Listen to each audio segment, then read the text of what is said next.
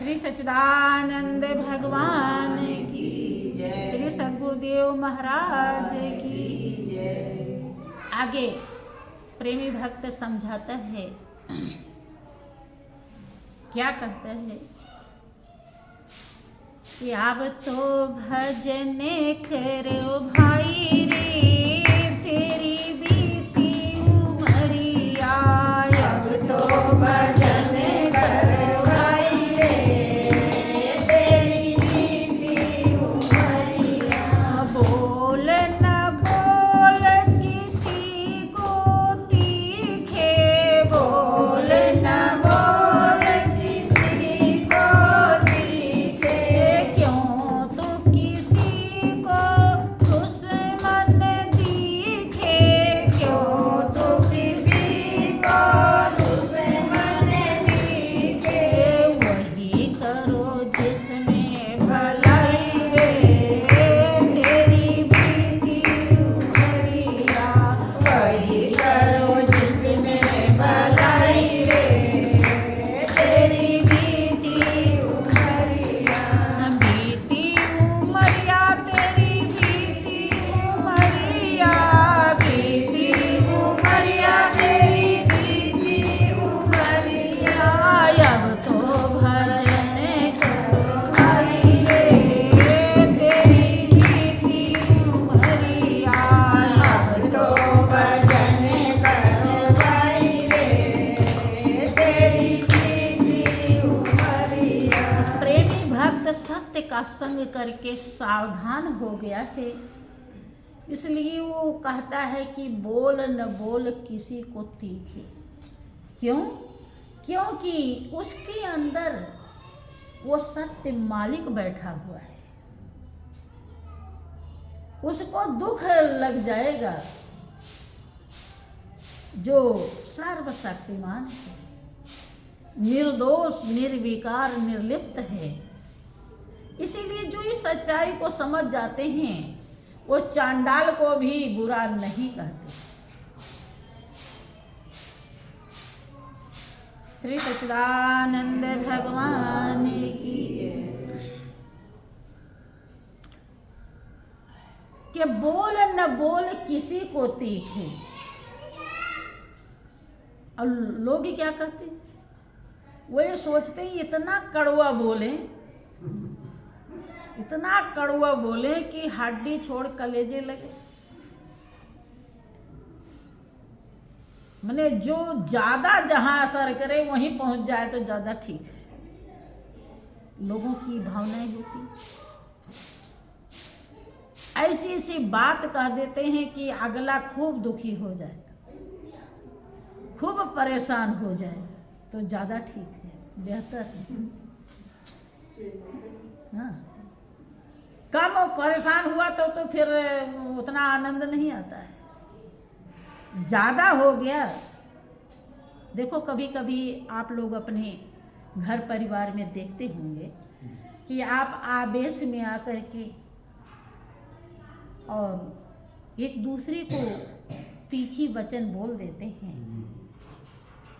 तो कुछ देरी के बाद आपका हृदय परेशान हो जाता है,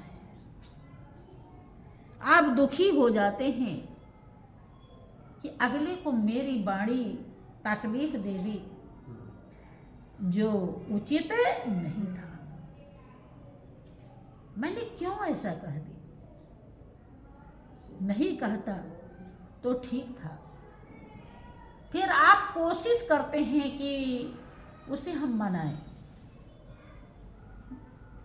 कभी कभी इंसान ज़्यादा समझदार होता है तो क्षमा भी मांग लेता है कि हमसे गलती हो गई, हम समझ नहीं सके और आपको हमने ऐसी बात कह दी। क्योंकि जिसको कहा है वहां भी सत्य है और जिसने कहा है वो भी सत्य है, तो दोनों शक्ति टकराती है एक दूसरे से। ये तो हमारे संस्कार के कारण हम उल्टे सीधे बने रहते। जिसके संस्कार उल्टे हैं वो उल्टा है, जिसके सीधे हैं वो सीधा है। आत्मा तो दोनों की वही है। अब ये एक चांडाल के साथ जा रहा है तो चांडाल तो परेशान करेगा भैया, और एक सज्जन के साथ जा रहा है तो सज्जन तो सुकून देगा ही। ये संस्कार है, इसीलिए ऐसा होता है। इसीलिए तुलसीदास जी ने संत असंत दोनों की वंदना कर बताया भी कि कौन संत है कौन असंत है, और लेकिन वंदना दोनों की। सबसे उन्होंने भूत प्रेत पिशाच कोई बचा नहीं, देवी देवता भैया भवानी सबसे उन्होंने दुआ मांगी। अपने किसके लिए? रामायण की जो कविता लिखी उसके लिए। सब किसी की बददुआ नहीं लिया, सबको श्रेष्ठ समझा। क्या घट गया उनका, आज इसीलिए कहना पड़ रहा है। वही उनको इतना महान बना दिया। कहाँ थे हैं? वही उसमें लिखा है कि जो सुमिरत भय भांगते तुलसी तुलसीदास। बता रहे हैं कि हमारी भनित जो है कविता बहुत बढ़िया नहीं है, लेकिन इसमें एक बहुत महत्वपूर्ण सच्चाई है कि प्रभु का नाम यही माँ रघुपति नाम उदारा, अति पावन पुराण श्रुत सारा। इसीलिए ये सबका हितकारी, सबके लिए महत्वपूर्ण है। तो आज से अपने हृदय में नोट करें कि ऐसी वाणी किसी को ना बोले कि उसका कलेजा दहल जाए। ठीक है? हाँ, आज से मनन कर लेना अपने हृदय में।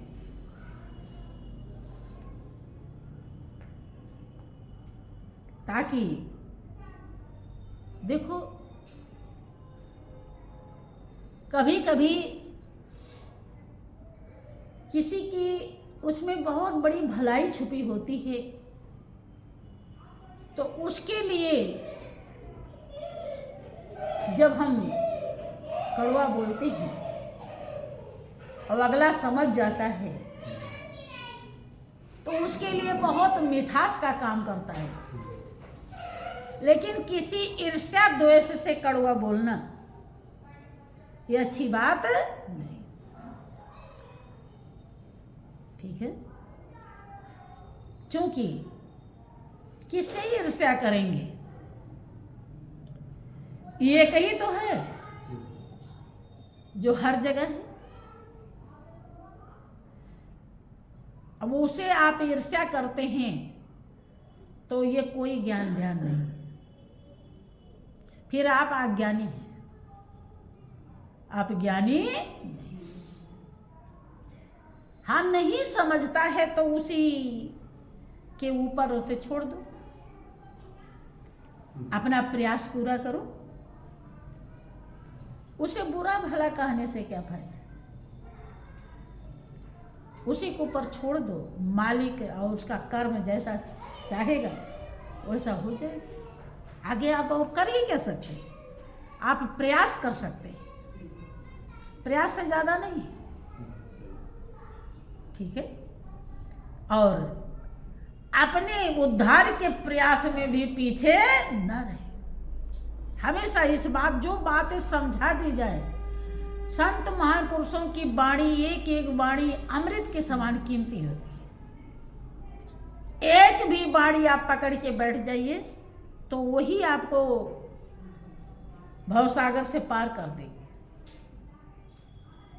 एक ही कोई याद कर लीजिए कि बोल न बोल किसी को तीखे, और क्यों तू किसी को दुश्मन दिखे। जो दुश्मन है ही नहीं है कोई। दुश्मन कौन है? जो है वो आप ही के पास है। हैं? सारे दुश्मन तो आपके पास बैठे हुए हैं। अगर बन सके तो उन्हें मारिए, उन्हें भगाइए। उन्हें भगाते हैं? उन्हें तो आसन दे रखा है, आराम से लेटो बैठो, हाँ, मगन रहो। ना कामना को डांटते हैं, ना क्रोध को डांटते हैं, ना मोह को डांटते हैं, ना लोभ को डांटते हैं, ना अहंकार को डांटते हैं। सबको तो बस अपनी मर्जी मिला लिए हैं उनकी। ये 5 विकार, 5 दुश्मन हैं आपके। ये पांचों बहुत बड़े हितैषी बन जाएंगे। इन्हें खाली इनका स्थान बदल दीजिए। कामना कीजिए तो मालिक की, सत्य की, ध्यान भजन की। अब तक बहुत किया दुनियादारी की, अब जो बचा है उसमें बस कि हे मेरे नाथ, बस मुझे सत्संग चाहिए, तेरी जरूरत है मेरे मालिक। मेरे हृदय में तू विराजमान हो जा। मुझे किसी और की जरूरत ही नहीं है, दूसरों की मदद की जरूरत नहीं, मुझको केवल तुम्हारी मदद चाहिए। कामना, जब ध्यान में बैठिए तो आधा घंटा में मन कहने लगे कि अरे उठ, देख तो बाहर क्या हो रहा है, तो कब से बैठा यहीं पे, तो डांटो उसे तुरंत, बैठ भी गया, अभी तो आधे घंटा हुआ है। लालच, कामना, अभी आधा घंटा और करना है, कि अभी आधा घंटा पहले नहीं कहे तो बताने लगता है कि अरे पैर बहुत सो गया है, पैर में दर्द हो रहा है, कि तो दर्द हो रहा है तो फैला ले, अरे चाहे जैसे भी तुझे करना है और आधा घंटा करना है, ठीक है। ये कामना आपको इतना निर्मल बना दी, इतना मालो माल कर देगी। वे दुनिया की चीज के लिए कामना करते हैं, एक कानी कौड़ी भी आपकी नहीं होती है? और कामना के चक्कर में, उसके चक्कर में, और जिसकी कामना होनी चाहिए उसकी हो ही नहीं पाती है। दोनों तरफ से गए। जिसके लिए रात दिन परेशान है वो तो अपनी होनी नहीं है, और उल्टे उसकी जो आसक्ति है और आगे भी बांध देती है, और जो पाना चाहिए वो मिलता नहीं है। तो इसको बदचेंज कर दीजिए, बदलिए, ठीक है। हाँ, दान भी अगर बहुत कंजूस हैं आप,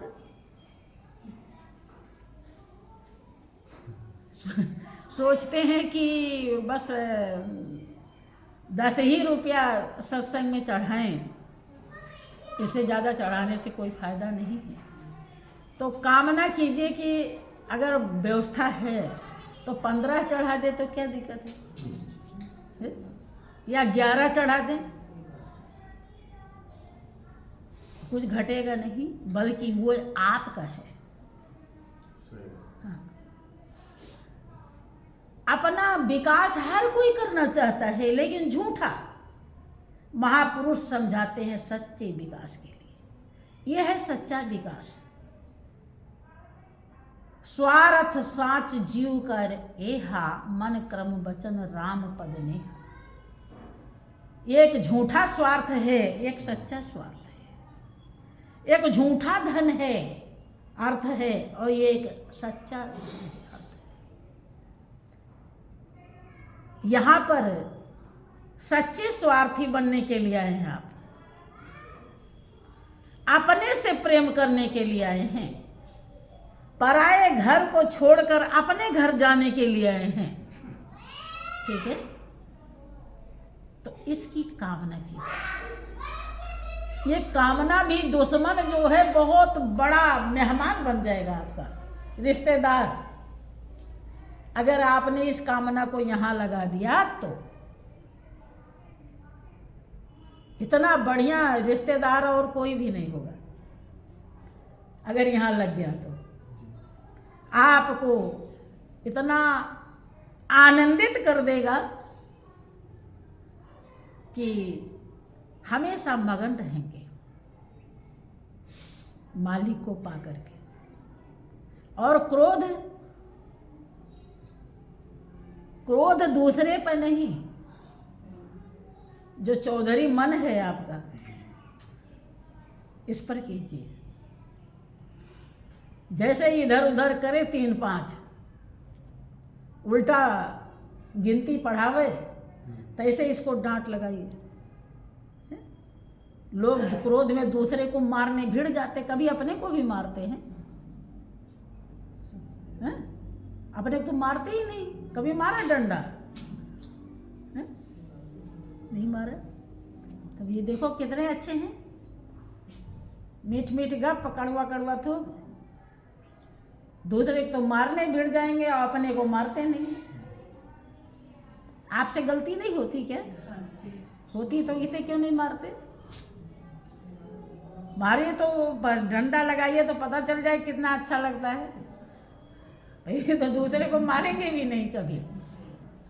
हाँ हाँ, चोट लग जाए जब कस के खींच के मार दीजिए, फिर देखिए कि क्या आनंद आता है। हाँ? हमारे दरबार में एक महात्मा जी ऐसे किया करती थी, वो अपने को ही मार दी।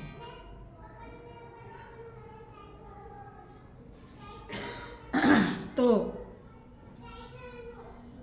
क्रोध मन पे कीजिए। जिस दिन ये सही से ध्यान भजन न करे, सत्संग में आनाकानी करे, दान में कंजूसी करे, तो इसके ऊपर क्रोध कीजिए। ठीक है? तो ये मन भी इतना महान हो जाएगा कि तुच्छ चीजों को कभी ध्यान ही नहीं देगा। ये है जैसे मूली गाजर का तो महत्व देता है, लेकिन भगवान का महत्व नहीं देता है। ठीक है? तो ये भगवान ही बन जाता है। आप सुनते हैं कि मन ही मंदिर, मन ही देवता, मन से बड़ा न कोई।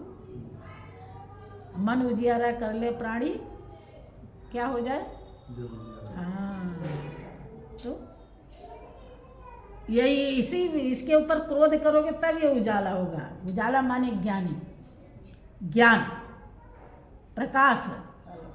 हाँ, जब तक ये रहेगा अज्ञानी तब तक परेशान करेगा आपको, और जब बन जाएगा ज्ञानी तो आपको तो आनंद देगा ही देगा, दूसरे को भी देगा। ठीक है? अब लोभ, लालच, लालच हमेशा सत्य की कीजिए कि प्रभु कौन सा दिन होगा कि तू मेरा बन जाएगा और मैं तेरी बन जाऊं। ये रगड़े झगड़े कब खत्म होंगे? हमेशा उस मालिक की इस तरह से याचना कीजिए, कभी न कभी तो सुनेगा ही। सुनता तो रोज ही है, लेकिन आपकी पुण्य की कमाई पूरी नहीं होती तो उतना देने लायक नहीं रहता हो। हिसाब कर मालिक हिसाब करता है, केवल संत ही हिसाब नहीं करते, वो सब गलती को माफ करते हैं। वो तो सब पूरा जो आप कर रहे हो, कह रहे हो, सब लिख रहा है, उसके हिसाब में कमी। किसी ने अपने अनुभव को व्यक्त किया है कि ये दिया पे का नाम दया निधि है, तो दया भी करेंगे कभी न कभी। ये दिया पे का नाम दया निधि है, तो दया भी करेंगे कभी न कभी। दुख हार हरि दुखिया जन दुख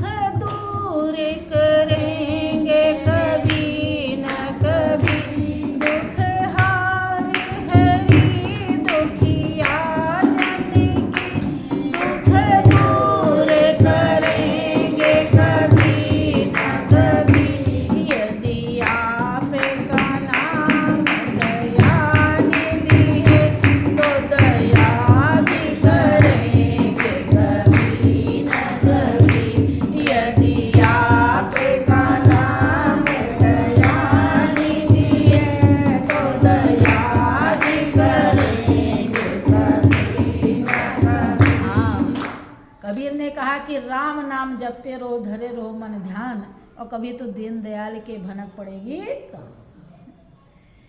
कान तो वो तो उसके अनंत कान है, हरदम सुनता है, लेकिन सुनने लायक आपने पूंजी इकट्ठा की कि नहीं, इसे देखता है। सुनने लायक जिस दिन पूंजी हो जाएगी तुरंत सुन लेगी। अब द्रौपदी की सुन ली, प्रहलाद की सुन ली, सब बहुतों की सुन ली, तो सबकी सुनता है वो, लेकिन उस समय सहारा नहीं बनता, क्योंकि बनने लायक पूंजी नहीं है, पुण्य की कमाई नहीं है, वो अपने तरफ से कुछ नहीं देता है। दयालु तो है, अगर जितना हमने जीवन में उल्टे कर्म किए हैं, अगर वो दया न करे तो ये इंसान जीव कभी भी भवसागर पार नहीं होगा। दया भी करता है। देखो, किसी ने गलती किया, उसे अंधा बना दिया, लेकिन अंधे को भी रोटी कपड़ा मकान देता है, उसे भी जीने का सहारा व्यवस्था कर देता है। हाँ हाँ हाँ, यही दया, इसीलिए उसको दया का सागर कहा जाता है। वो किसी ने कहा कि मुर्दे को भी देता है लकड़ी कंडा आग, और जीवत नर चिंता करे ताका बढ़ाया भाग। मर भी जाए कोई तो घर वाले नहीं हैं तो दूसरे ही दे देंगे जलाने के लिए। हाँ हाँ हाँ हाँ, दे देंगे, दूसरा कोई दे देगा, और ले जाएंगे गांव वाले ही उसे जलाएंगे। तो ये वो उसी का दया का एक प्रभाव है। तो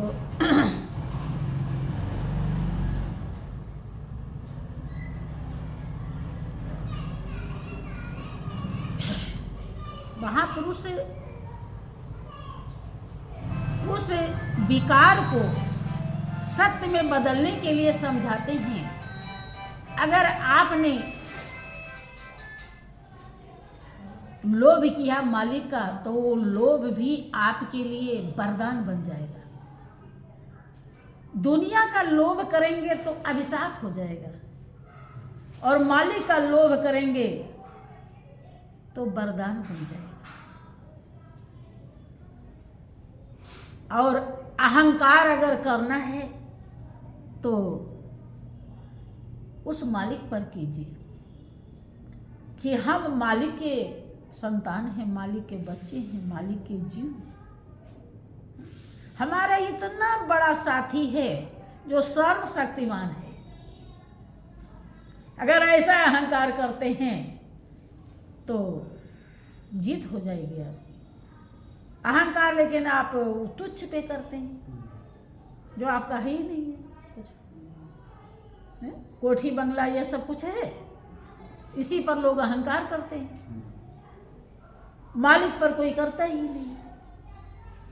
भाई चेंज कर दीजिए, ये दुश्मनों को वहां लगा दीजिए, तो ये ही तैसी हो जाएगी। आपके बहुत बड़े क्या कहेंगे सहयोगी, मंजिल धूर्धाम तक आप कभी नहीं रुक पाएंगे। खाली आप इन्हें उठा के वहां पहुंचाइए, एक एक करके ये पांचों को वहीं पहुंचा दीजिए बस, ठीक है। तो ये कोई भी चीज देखो, इंसान एक गंदगी होता है, उस गंदगी को भी खाद बना के जब खेत में डालता है तो कितनी बढ़िया फसल होती है। खाली चेंज ही तो किया है, जबकि वो कितना खराब चीज है। ऐसे ही ये भी उतने उससे ज्यादा गंदा है। ये जन्म जन्म आपको दुखी कर देगा। 84 लाख योनि का शिकार बना देते हैं ये विकार। लेकिन अगर आप गुरु महाराज जी की कृपा और दया को प्राप्त करके इस विकारों को उस सत्य में लगा दीजिए, तो ये विकार आपके लिए वरदान हो जाएंगे और आपका जीवन धन्य हो जाएगा।